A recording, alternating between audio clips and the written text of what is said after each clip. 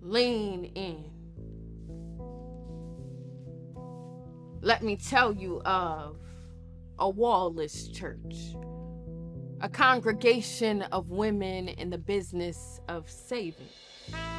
Women who, when given the trash and the broken, have refused to think you disposable. Women who do the heavy lifting while the world watches from the sidelines. Women who serve as a second womb for the motherless. And we let you bask in the greatness. That is, should you be so lucky to be granted this magic, cause we might side-eye you to kingdom come. Might roll our eyes until you poof and disappear. And ain't that sorcery? The way our defenses protect us from the elements, from a winter of the undeserving, intent on getting all of our harvest. And you so vain, you think we do this for you. Stephanie's getting out with her solo. Oh, yeah. Back a little bit this way, Fred. Back up a little bit. Yeah. Mommy, going out. Mommy, you going out. I can't do that. You. Okay, mommy's turn now. Okay, back up some now. I am a military brat, so I was born in Arizona. But we moved probably every 2 years. But I claim California. That's where I'm from. We moved there when I was in middle school and lived there ever since, and my family is still there now, so I'm from Cali.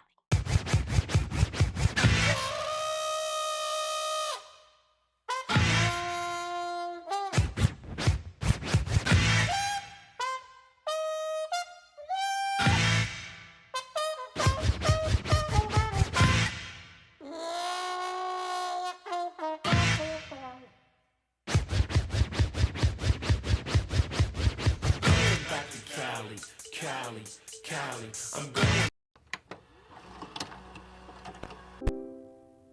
Growing up, it was my mom and dad and my brother. It was a very tight-knit family, very close.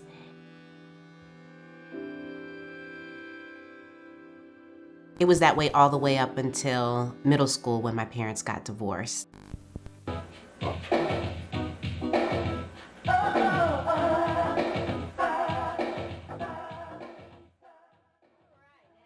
After my parents got divorced, my mom relocated with my brother and I to California and eventually remarried to my dad, Osby Davis, who ultimately raised us from middle school forward. I will credit him. He has been really instrumental in teaching me about God. He was the first man that really led his household with God and God's word in mind. It's made a huge impact on my life and who I am today. When my stepdad came into the picture, my biological father kind of disappeared for a while. I think in his mind, he felt like we were, good because we had, the two-parent household and that he wasn't as needed as much. Ultimately, that was not true. I grew up and had a lot of bitterness towards him for not coming around as much. But definitely once I had my daughter, I started to understand that parents are just human beings. And he was doing the best he could based off of how he was raised. And we've reconnected and really been able to nurture a strong relationship now as adults. And I have a better appreciation for him and everything he was dealing with. Being Black and Japanese, and I just always stood out as weird. I didn't know how to do my hair. I had braces. And I wanted to kind of fit in and look like the other white kids around me. So I was trying to do the white hairstyles that my hair was not trying to do. So I just looked weird at the time. And I'm looking back at those pictures, yeah, they weren't cute. So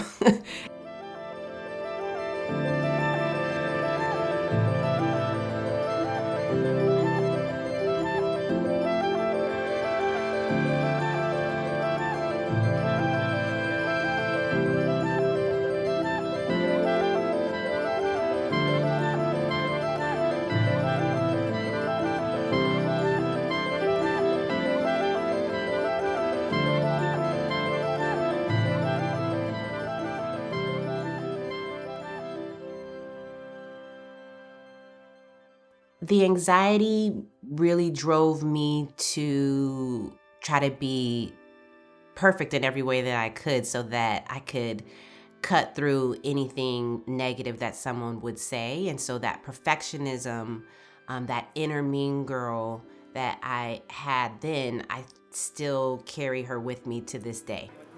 That perfectionism has driven me to achieve a lot in my life, but at the same time, it kind of holds me hostage in a way with that anxiety that comes along with it. It's important that you know who you are and give yourself grace, because you're not going to hit the mark all the time.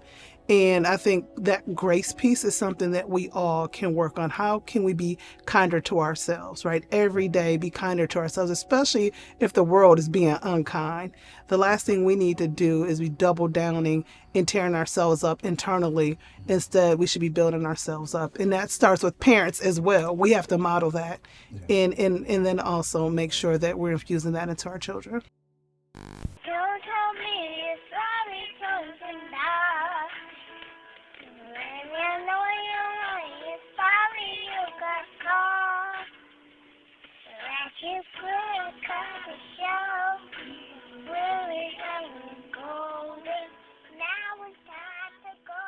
I try to actually tell my daughter a lot of those things that I might tell my younger self, because she's very similar to me in that. And so trying to help her to understand that she is beautiful exactly the way she is. And we only get one life. And it's better to live it in joy than live it hating yourself. Started to come into my own a little bit more as far as how I was looking, because I think this was all struggle bus here, trying to still within those. It's just the man figure it out. Yeah, these are all the years of trying to figure it out. But then here is where it's like it starts coming together. As much as it like I still struggled, I still was like not liking what I was looking at in the mirror. Here's where I was voted homecoming queen, surprisingly. That one took me out. I'm like, why would they vote for me to be? But like, why not? But I wasn't that popular. I didn't know that many people. So this one caught me off guard. But even you would think like, oh, she's homecoming queen, that she would like be like, oh, okay, I'm cute or something like that. No, Yeah. that didn't be, even all the way through. I just still was like, ew. This was college. Okay, like, but like, ew. you still looked good, Mom. I know, thank you for that. I appreciate it. So just everyone had their awkward face. Like I had my awkward face. Very much awkward faces. Oh. So you're saying I had my awkward face? I didn't, think I was like that cute in high school. I think high school is just about insecurity and trying to figure yourself out, right? I mean, at least that's what it was for me. And it wasn't until this age, this was college. Mm-hmm. And I think some of that was going to Howard and finally being around other Black people, that it was like, oh, okay, I'm not that bad. For clothes that Girl group vanities. Truly, baby, what you want to be when you grow up? I want to be an actress. An actress? Mm-hmm. I love that. What makes you want to be an actress?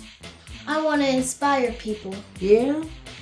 Well, you definitely inspire people. I think you got it, baby girl. Thank you. You're super sweet. I think that being an actress would definitely be something that would definitely be up your alley.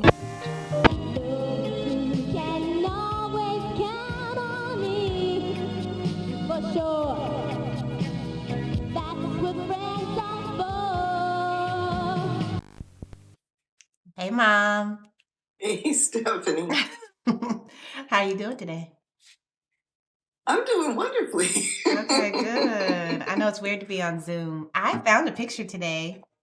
What's that? Do you remember this picture? Oh, yes. That's when I figured out that you looked like me and not your dad. I literally was saying the same thing, that this picture is, I think my whole life I grew up thinking I didn't look like you and that I looked like Dad mostly. And this picture was the first time that I'm like, oh, I can see it. We look alike there. Absolutely. We look alike. Yeah. And I think that might have been like 2008-ish, something like that. So yeah, a while ago. But yeah, it was cute. How would you have described me as a little girl, or anything about my childhood that sticks out to you about me and my personality, or anything you want to share? Well, let's see. When you were little, you loved singing. You sang all the time. Everywhere we went, you sang.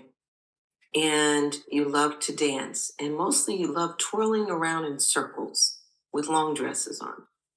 As you got older, you continued to love to sing. Dancing, not so much.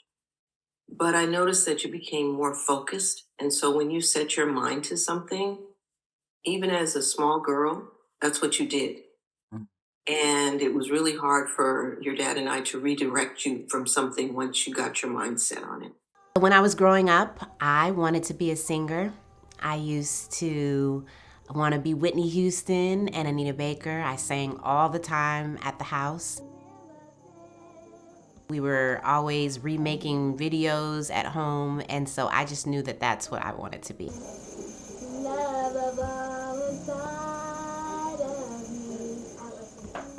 My first opportunity to kind of put that professional, singing to the test was with a record label in the Bay Area called Young Black Brother Records. I was in a group at the time, around 16 years old. I got to sing on some great Bay Area favorites like Mac Mall and Ray Love, and got to work with some talented guys there. I was kind of like a hometown, mini celebrity by being in these videos. And one of them was with Tupac at the time, who I mean, that was, for a 16-year-old girl, the biggest thing. I was so in love with him, so it was such a big deal for me. And then I went on after college, and I got the opportunity to work at Island Def Jam. And while I was there, someone had given me an opportunity to sing a reference track that was for Jay-Z, and they ended up keeping it, and so I ended up on his Blueprint album. So when I was doing that reference track, they were like, say something in Japanese, and so I got that intro is me talking as well. So tell us, what were you saying? Yeah, so everybody wants to be like Jay-Z because he's so cool, but nobody can be like Jay-Z. Rockefeller, y'all. That's basically the gist of it. Oh, you just came home from doing a bid. Tell me what you gon' do. Act a fool. When I move, you move. Just like that. When I move, you move. Just like that. I'm never going nowhere, so don't try me. Myself and Stephanie initially connected at Def Jam. It's the early 2000s. It was like a family up there, everybody in all different departments. And so that's where we initially came into contact and really just started having a very natural relationship in terms of things that she was doing. And what she really wanted to do was get into fashion. And we kind of, took her to the side and said, if this is really what you want to do, we want to help to facilitate, that dream. And like, I want to say the second, third, fourth album, she was there right by my side and helping me to maneuver and, pick out the best pieces that we could make a statement with during that fashion time. We'll have to get that. Okay, the fat girls, huh?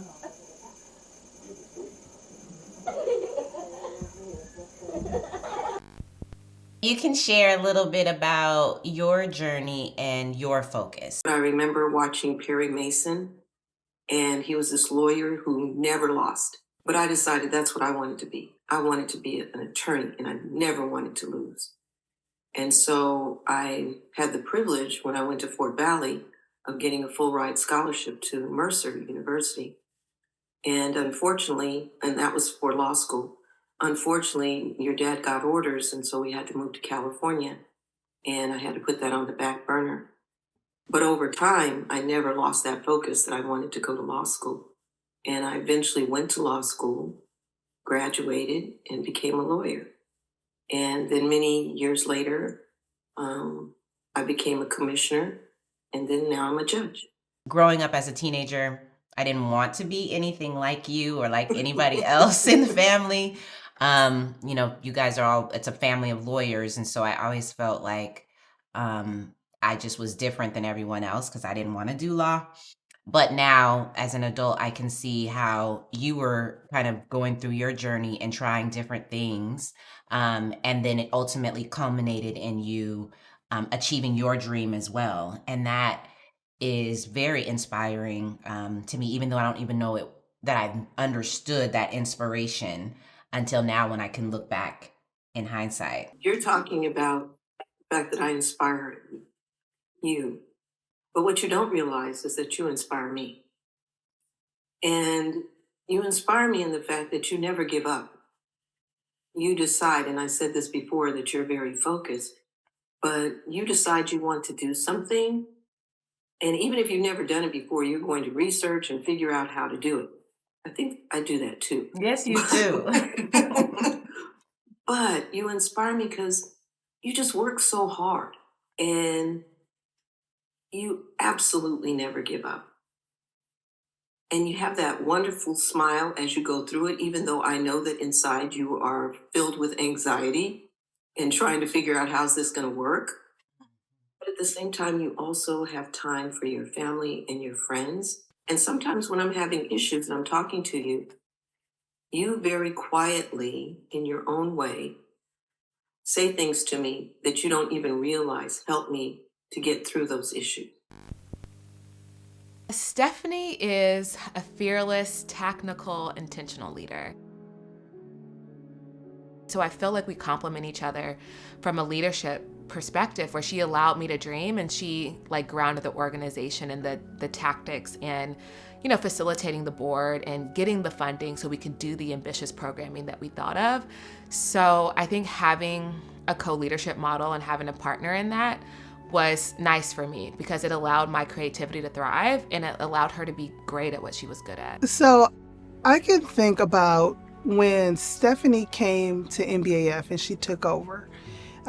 She was the interim and I just became the chairman of the board. Uniquely for Stephanie is that she was part of the team before she became part of the leadership.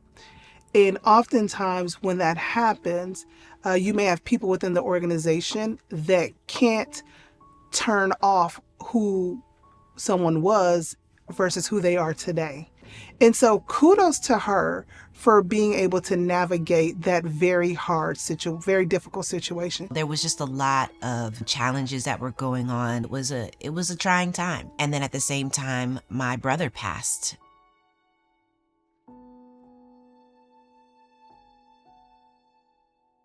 You know, growing up as a military brat, he and I were so close. He was the most constant friend.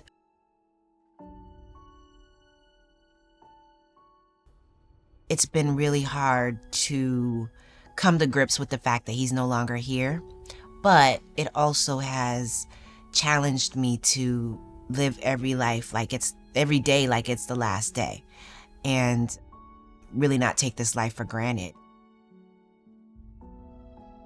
I thank him for that he gave me that reminder that tomorrow's not promised and that this is something that we can't take for granted. We gotta live it.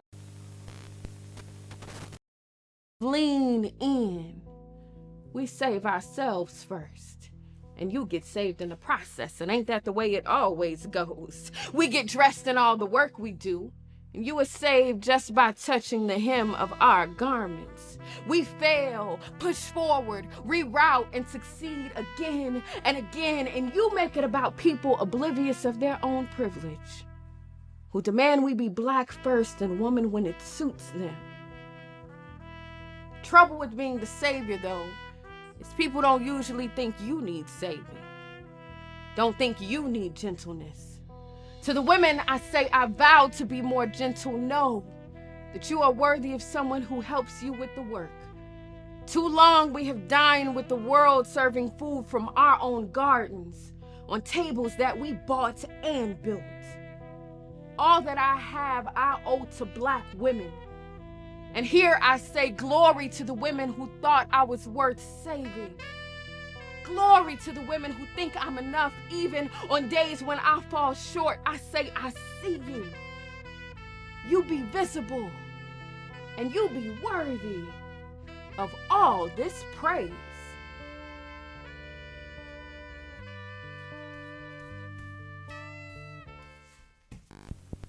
I'm just so grateful for this journey and for where God has brought me. I'm now able to look back at that little girl who never felt like she fit in, who never felt like she was worthy enough or that she belonged anywhere, and to just walk through life and see how God has really brought me through and connected dots that I didn't even know were there. So going from living in Japan to working at Def Jam to running my own styling company and then being a buyer and then running a nonprofit that ultimately brings all of my journey full circle, because now I am leading this organization that supports Black art and artists and young artists that were like me, who just wanted to grow up and achieve their dreams, so that now I'm able to be in this position to help other people achieve their dreams. As a Christian, it just is not something that I can just assume is happenstance or it's by luck or, or that it's me. It really isn't even about me. This is about God. It's about Jesus and what he has done in my life and how he has really wowed me beyond my wildest dreams. And I am just so excited to see what God has in store for me next, because this life has been so good. And I just know it's going to get even better because he is amazing. Ooh. Tell me when to go. Tell me when to go. Tell me when to go. Tell me when to go. Tell me when to go. Tell me when to go. Tell me when to go. Tell me when to go.